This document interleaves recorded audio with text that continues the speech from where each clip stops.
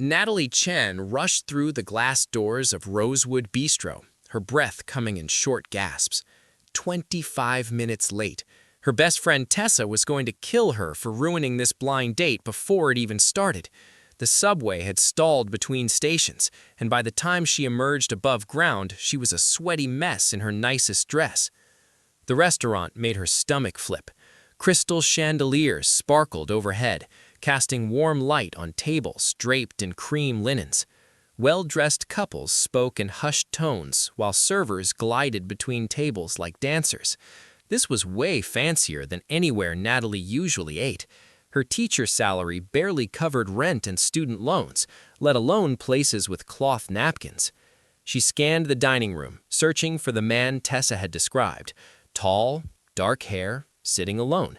Her eyes landed on a man by the window who matched that description perfectly. He was reading something on his phone, one hand resting on the table. The navy suit he wore probably cost more than her monthly paycheck. Taking a deep breath, Natalie walked over and slid into the chair across from him. "I am so sorry," she blurted out, tucking her hair behind her ears. "The subway completely stopped, and then I had to wait forever for the next train. And I know being late is the worst first impression, but I really did try to get here on time." Vincent Sterling looked up from his phone, confusion flickering across his face. He had come here to escape his suffocating world for one quiet dinner alone. His day had been filled with board meetings, merger negotiations, and shallow conversations with people who only saw dollar signs when they looked at him. Now a woman sat across from him, cheeks flushed, eyes bright with nervous energy. She was beautiful in an understated way. No designer clothes or expensive jewelry, just genuine warmth radiating from her smile. He should correct her mistake immediately, tell her she had the wrong table. But something made him pause. The way she looked at him was different from how people usually looked at Vincent Sterling, billionaire CEO. She had no idea who he was. "It happens," Vincent heard himself say. "Traffic in this city is impossible." Relief washed over Natalie's face. "Oh, thank goodness. Tessa said you seemed really nice, but I was worried you'd be one of those guys who gets mad about everything." Tessa. That name meant nothing to him, which confirmed this was definitely a case of mistaken identity. Vincent knew he should speak up. Instead, he set his phone down and gave her his full attention. "Tell me about yourself," he said. Natalie laughed, a sound that was louder than the refined ambiance of the restaurant, but somehow perfect. "Wow, jumping right in. Okay, well, I teach 5th grade at Roosevelt Elementary. The kids are amazing, but exhausting. Yesterday, one of them asked me why adults are so boring, and I honestly had no good answer." Vincent found himself smiling. "What did you tell him?" "That we have to pay bills, and that kills the fun part of our brains." She picked up the menu, then nearly dropped it when she saw the prices. Her eyes went wide. Tessa said this place was nice, but I didn't realize it was this nice. I should probably mention I was planning to split the bill, and I definitely cannot afford the lamb." "Please, order whatever you want," Vincent said quickly. "Dinner is on me." "No way. That's not fair to you." "I insist." Natalie studied him for a moment, her brown eyes searching his face. "You seem too good to be true. What's the catch? Are you secretly really boring? Do you have a weird hobby like collecting toenail clippings?" Vincent laughed. Genuinely laughed for the first time in weeks. "No toenail collection, I promise." "Good, because that would be a deal breaker." "Okay, since you're buying, I'll get the chicken. But next time, if there is a next time, we're going somewhere normal, like a taco place." "Deal." The waiter appeared, and Vincent ordered wine without looking at the price. Natalie watched him with curiosity, but didn't comment. When the wine arrived, she took a sip, and her eyes lit up. "This is incredible. I usually drink wine that comes in boxes. Is it bad that I can't tell the difference between expensive wine and cheap wine most of the time?" "Not at all. Expensive doesn't always mean better." Spoken like someone who drinks expensive wine regularly. She grinned at him. "Come on, tell me about you. What do you do?" This was the moment. He should tell her the truth, but watching her genuine smile, hearing her unfiltered thoughts, Vincent found himself wanting to hold on to this feeling just a little longer. In his world, every Vincent Sterling stared at his phone screen, reading and rereading the text message. Natalie had sent him a photo of Mr. Whiskers wearing a tiny bow tie with the caption, "Getting fancy for our second date. He's more excited than me." Just kidding, I'm way more excited. He smiled, something that had become increasingly common over the past 3 weeks. 3 weeks of living a double life. 3 weeks of being someone he wasn't. 3 weeks of the happiest moments he could remember. His assistant, Jordan, walked into his office without knocking, a habit Vincent usually hated but now tolerated. Jordan carried a tablet and wore his signature expression of professional concern.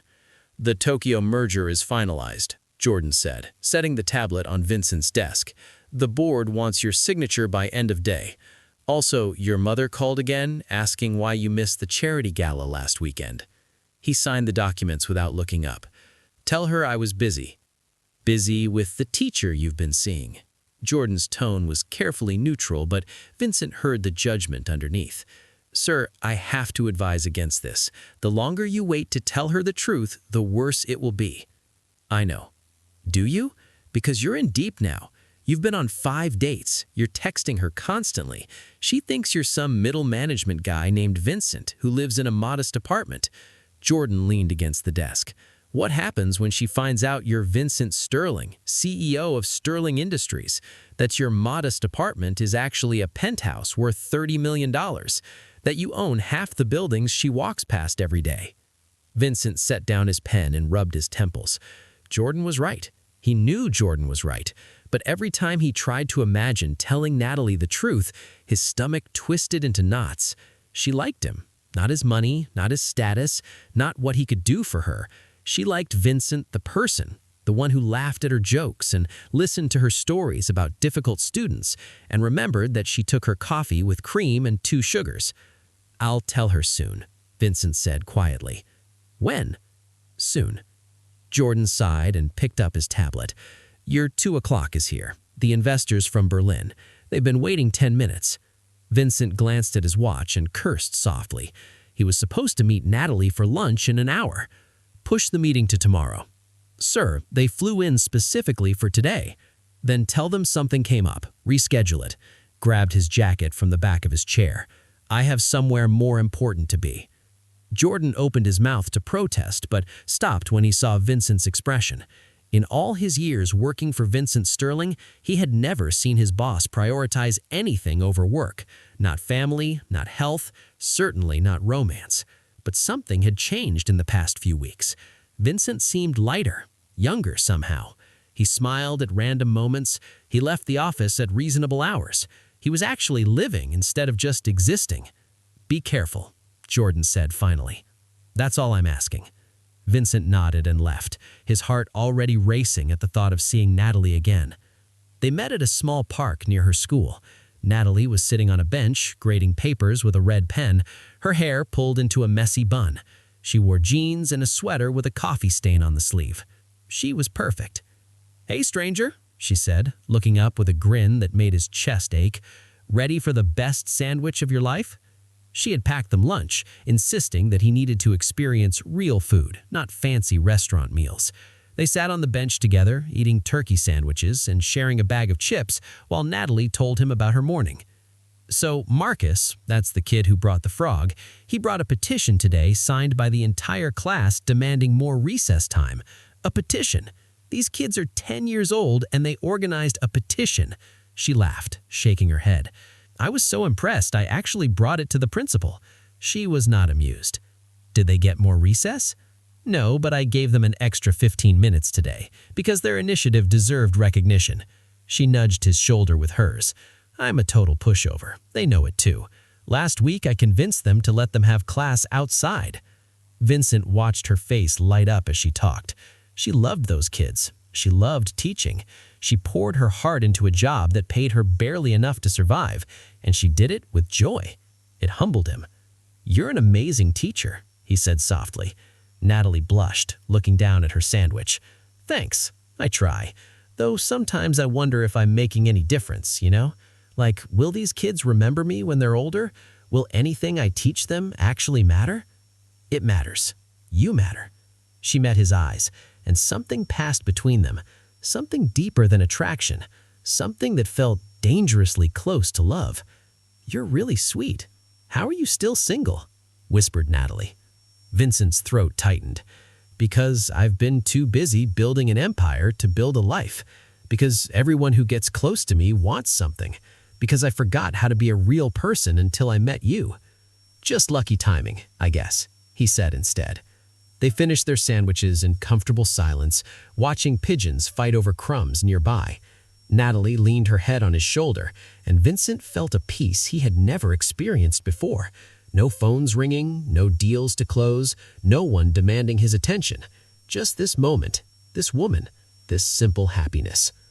I should get back, Natalie said reluctantly, checking her phone. I have parent-teacher conferences this afternoon. But are we still on for Friday? Tessa wants to meet you finally. She's been bugging me non-stop. Vincent froze. Tessa, the friend who had supposedly set them up on their blind date. The blind date that never actually happened because Natalie sat at the wrong table. He had been avoiding this inevitable meeting, knowing it would expose everything. Friday might be difficult, he said carefully. Work thing. Natalie pulled back, studying his face. You've canceled the last 2 times I tried to introduce you to my friends. Is there a reason you don't want to meet them? No, of course not. Vincent Sterling hadn't slept in 4 days. His penthouse felt like a tomb, $30 million of emptiness that mocked him with its silence. He stood at the window, watching the sunrise paint the city gold. The same view that once made him feel powerful, now it just reminded him of what he had lost. His phone sat on the marble counter, dark and accusing. No messages from Natalie. He had respected her wishes, hadn't called or texted, even though every cell in his body screamed to reach out. Jordan had tried talking to him. His mother had invited him to dinner. The board needed decisions on 3 major deals. Vincent ignored them all. He kept replaying that moment outside the restaurant, the devastation in her eyes, the way she looked at him like he was a stranger, worse, like he was exactly the kind of person she had learned not to trust. "You look terrible," a voice said from behind him. Vincent turned to find his younger sister, Claire, letting herself in with the spare key he forgot she had. She wore workout clothes and carried 2 coffee cups, setting one in front of him. "When did you last eat?" Claire asked, surveying the untouched takeout containers littering the kitchen. "Not hungry." "When did you last shower?" Vincent ran a hand through his hair and didn't answer. Claire sat on the bar stool, studying her brother with concern. "Jordan called me, said you've been a ghost at work. The Vincent Sterling I know would never let personal problems interfere with business." Maybe that Vincent was the problem. "Want to talk about it?" And suddenly, Vincent did. He told Claire everything, the mistaken blind date, the 3 perfect weeks, the lies that built up until they collapsed. He told her about Natalie's laugh, her terrible jokes, the way she made him feel human again. He told her about the look on Natalie's face when she discovered the truth. "I ruined the best thing that ever happened to me," Vincent finished quietly, "because I was too scared to be honest." Claire was silent for a long moment. "Do you love her?" "More than anything." "Then stop hiding up here feeling sorry for yourself and do something about it." Claire stood, crossing her arms. "You built a billion-dollar company from nothing. You negotiate deals that change industries, but you're going to let one mistake destroy your chance at happiness?" "She told me to leave her alone." "She told you that when she was hurt and angry, which she had every right to be." Claire's voice softened. "But people who really love each other find ways through the hard stuff. The question is, are you brave enough to try?" After Claire left, Vincent stood at the window for another hour. Then he made a decision, not the safe choice, not the calculated move, the right choice. He called Jordan. "Clear my schedule for the next month." "Sir, the Tokyo investors arrive next week. The merger with Tecton closes in 10 days. The board meeting is scheduled for—" "Cancel it all. Delegate what you can, postpone the rest." Vincent grabbed his jacket. "I need to take care of something more important." Vincent spent the next 2 days learning everything he could about Roosevelt Elementary. The school was underfunded, desperately in need of repairs and supplies. He learned that teachers like Natalie spent their own money on classroom materials, that the library had books older than the students, that the music and art programs had been cut years ago due to budget constraints. He didn't do what Vincent Sterling would normally do. He didn't write a massive check and slap his name on a building. Instead, he did something different. On Monday morning, Natalie arrived at school exhausted. She hadn't slept well since Friday, her mind replaying every moment with Vincent, trying to figure out what was real and what was performance. She missed him desperately, which made her angry at herself. How could she miss someone who lied to her for weeks? "Miss Chen, there's a man here to see you," the school secretary said nervously. "He's waiting in your classroom." Natalie's heart jumped. Vincent. Part of her wanted to run. The other part had been waiting for this moment, needing it despite everything. She walked to her classroom slowly, rehearsing what she would say. But when she opened the door, Vincent wasn't alone. He was on his hands and knees helping paint a bookshelf, wearing jeans and an old t-shirt covered in blue paint. Around him, 3 other volunteers were working on repairing desks and organizing supplies. "What is this?" Natalie asked. Vincent stood, paint streaking his cheek. "I know you told me to leave you alone, and if you want me to go, I will. But first, I need you to understand something." He gestured around the classroom. "This is what matters, not penthouses or expensive restaurants or any of the things that come with being Vincent Sterling. This matters. Your students matter. You matter." Natalie felt tears building. "Vincent!" "Please, let me finish." He took a step closer, careful not to touch her. "I lied to you, and that was wrong.